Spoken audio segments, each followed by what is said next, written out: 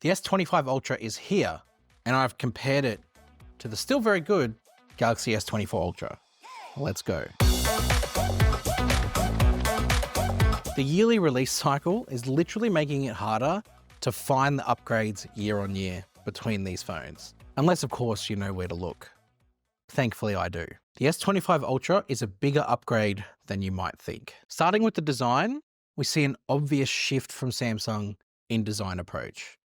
Gone are the sort of squared off corners and the rounded frame from the S24 Ultra in favor of rounded corners and a flat frame on the S25 Ultra.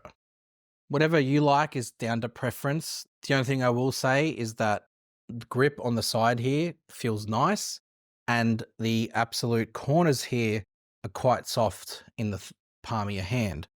Not that there was a problem with the S24 Ultra, it's the fleshiest part of your hand. It just now is a lot sort of smoother and contoured to your hand based off of that. It's a personal preference thing, I think, but the advantage of having the flat sides is that it's narrower in the hand. So where the S24 Ultra was a little bit wider to hold, this is a little bit narrower. Definitely has the visual feel of it being narrower, but also in the hand feels narrower too.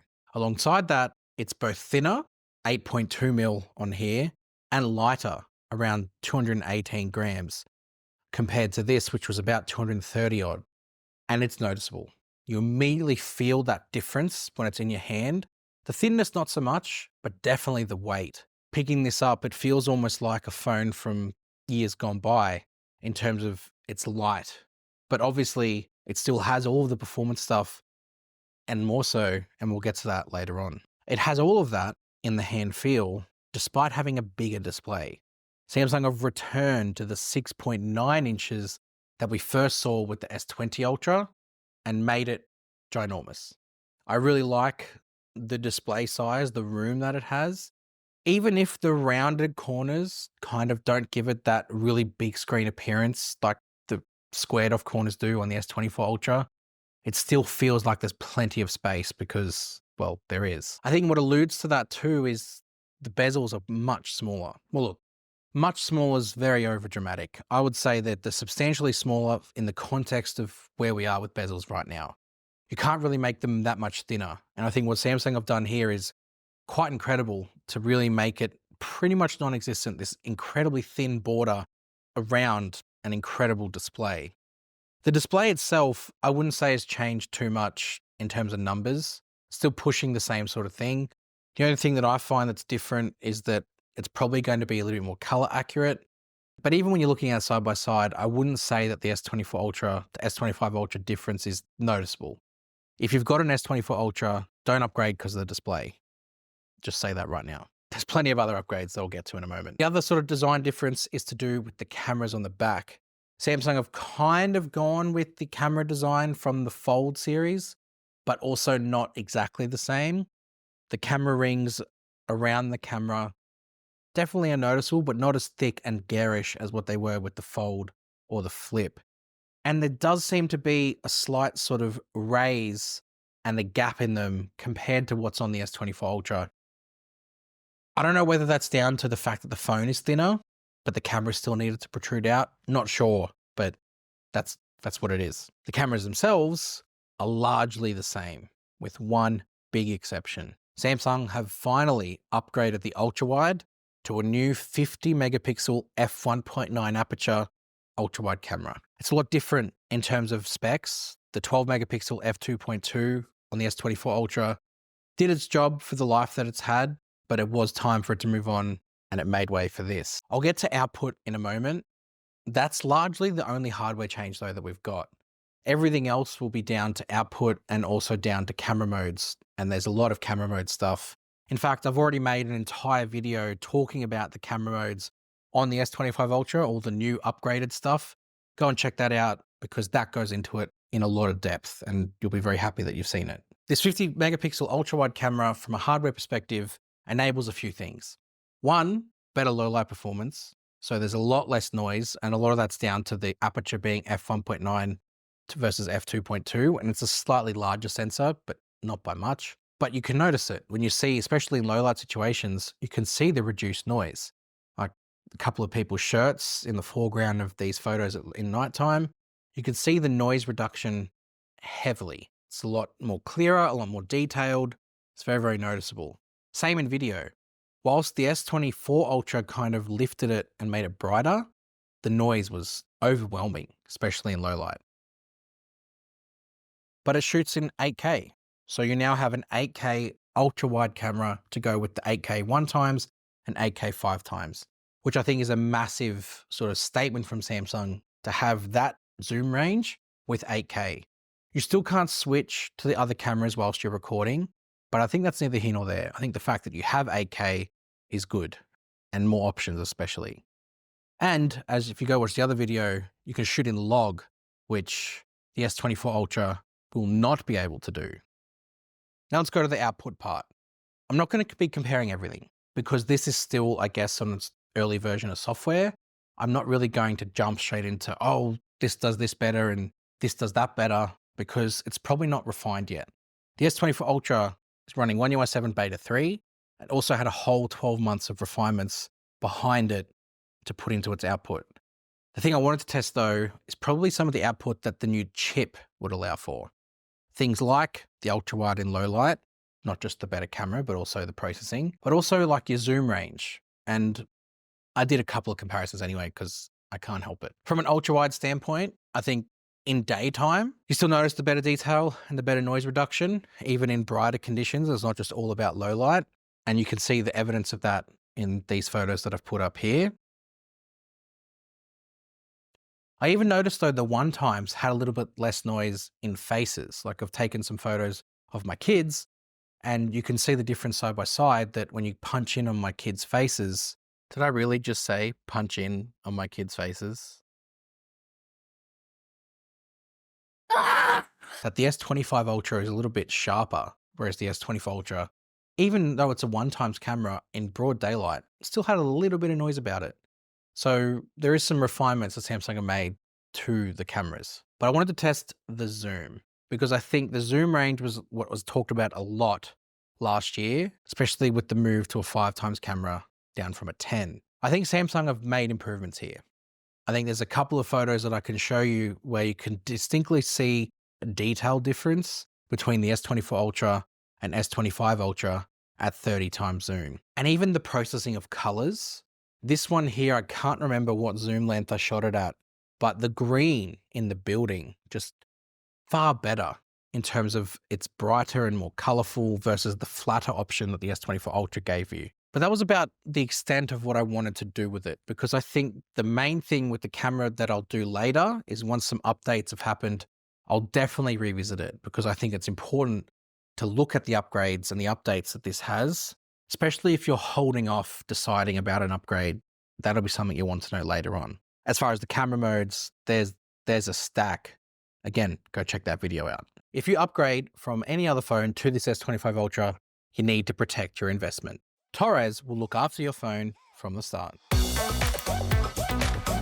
Torras, the original designer of the O-Stand case, sent me a bunch of accessories to check out. I got the O-Stand 360 spin case in 3 colors: translucent, to show off the phone's natural color, black, and my personal favorite, Dune. The best thing about these cases isn't just the protection that they provide, but it's also the functionality that it gives you. I love watching content, and I love watching content everywhere I go. This O-Stand case flips out, can spin around, and then you can place it at multiple angles anywhere you want to enjoy the immersive 6.9-inch display on the S25 Ultra. It's also really good for reading, and if you're someone who likes to take some notes, you can even place it down and in vertical and write on the screen using the S Pen. Alongside these cases, Torras sent me their very easy to add screen protector. With 2 protectors in the box and the kit and the instructions, it has never been simpler to protect your phone. Simply follow the instructions that it gives you, strip it back, allow it to heal on, smudge if you need to, and away you go. You have got full protection from screen to case on your S25 Ultra from the start. Check out the link in the description, and thank you to Torras for sponsoring this video. Now, from a performance standpoint, there is going to be a huge jump. And I don't mean like incremental, I mean huge. As much as the 8 Gen 3 for Galaxy was already powerful, the 8 Elite for Galaxy, with the rebranding that Qualcomm have gone under, they obviously believe that this is a massive shift, and it is. The good news is too that Samsung is using the 8 Elite for Galaxy across all 3 models. It's not a Exynos Snapdragon split, it's 8 Elite across the board, which I think is great news again. Even though the Exynos, I still believe in it, I think consistency is probably better for Samsung than not having consistency. So obviously we're focusing on the Ultra here though, so let's look at it versus the 8 Gen 3. From a specs perspective, there is a larger vapor chamber here. I think it's 1.4 times larger over the S24 Ultra, which with a more powerful chip, it probably needs that extra bit of cooling. Haven't noticed this to heat up yet though, so that's good. One of the big differences I've found is how much more Galaxy AI stuff can be done without the need for it to be done in the cloud. There's a lot more capability with this neural processing in the 8 Elite versus what's in here, which enables you to do things on device rather than needing to be sent away. For example, generative edit, you can remove people from photos and things from photos using just on-device processing versus needing to go away in the cloud. That could be a huge factor for a lot of people who want to do stuff on their phone. They don't necessarily need to rely on a cloud connection. They can do it in spotty internet spots, whatever, and have it done just on their device. But also if you're not someone who likes things processed externally, it can be done on here. Another one too is audio eraser. Audio eraser, as I highlighted in my other video, is also done entirely on device. And if you go into the Galaxy AI menu, you'll see as you go through each individual item, there's a toggle in ones that can be done process device only. I love that. I think that's a really good move by Samsung, and obviously the processor allows for it. I think though the real test, I guess, in terms of ceiling is video editing or video exporting, because I think that kind of shows the capability from a creative standpoint anyway, which is what I care about the most. So I did it in LumaFusion on both phones, same clips, same timeline. One thing I noticed is that the timeline was definitely more fluid on the S25 Ultra using 4K 30 clips. Not a whole heap better, but the S24 Ultra had a couple of stutters in the timeline scrubbing when you went really fast. And that's something that I think should be important. The thing that was incredible to see though is the export time. And holy moly, this thing chugged through it like a breeze. Compared to the S24 Ultra, there was no comparison. The ability to do the export in pretty much half the time compared to the S24 Ultra was astounding. And this was already a big generational leap in sort of creative exporting versus what was before it. But this just takes it to another level. I'm very excited to see this particular chip on something like a Tab S11 Ultra, if that ever does come out, because that will be a creative dream. But I think the performance potential for creatives with this phone is that you've got log video recording and then the powerful processor to do some editing on. Pair that with Samsung DeX, and this is pretty much all that someone could need to start a YouTube channel. Log video recording, powerful processor for editing. It's a very, very compelling tale and definitely an upgrade over the S24 Ultra. There is obviously some Galaxy AI stuff, which I spoke about in terms of the stuff that you could do offline. I do have a video planned where I go through all of the Galaxy AI features that the S25 Ultra has got. Not the ones that already existed on here, but the upgraded ones that you find on here. The big, I guess, upgrade to Galaxy AI that I've noticed that will have an impact in daily usage is the Now briefing. The little card that's in the Now bar at the bottom, it's a toggle that you turn on, but it is on by default. And 3 times a day, this little briefing will appear. And when you double click on it, it will come up and show you a weather card for the day and any other sort of contextual information. And as I use this phone more, that's going to populate a lot better. But when you hit the settings toggle, you'll actually be able to see content to include and the things that Samsung think are important are in there. I'm looking forward to that expanding as well. I'm looking forward to seeing what Samsung think and maybe with partners, what can be included. The last big thing to look at is the S Pen. Now there's one big update, which is not good news, I must say. Samsung have removed a key component of their S Pen from the S24 Ultra to the S25 Ultra. And if you use this feature a lot, you'll probably look at this and call it dead on arrival. Pour one out for the fact that you can use the S Pen like a remote. All of the little Bluetooth capabilities that the S24 Ultra had and the previous Ultras with the S Pen are gone. Samsung have opted to remove it. Whether that's to do with the slimmer profile or the lighter weight of the phone, it probably is, to be honest. It's probably a sacrifice Samsung deemed worth making to reduce the profile of the phone and also the weight, because obviously that Bluetooth feature needed a charger, and the coils for the charging could have been taking up space and weight, and Samsung decided it was deemed unnecessary. Outside of that, the S Pen functions the same. Because you never needed a battery for the S Pen functions to begin with, it doesn't compromise things like screen off memo or Samsung Notes. But the little remote gestures, camera control, Spotify control, they're gone. If you liked them and used them, unfortunately, this can't do it. It's a bit of a sour note to end on, but I want to flip it back around, because I think whilst that was a feature that was really handy in certain situations, it can be taken up by other products. For example, the camera control on the watch can be something where you can control and actually get a preview of the camera if you've set it up a distance away. You can also control media from your watch as well. It's not the end of the world, and I think the phone is better for it from a physical point of view. It just now loses a key function which has been advertised for a while. But back to the positives. The 8 Elite for Galaxy and the upgraded features that come along with it, I think is what is going to carry this phone through. All of the stuff and the performance improvements, people will notice. You pair that with the very built from the ground up for this phone, oneui 7, and you have got an incredible package to upgrade from the S24 Ultra. The thing is, this is an incredible phone.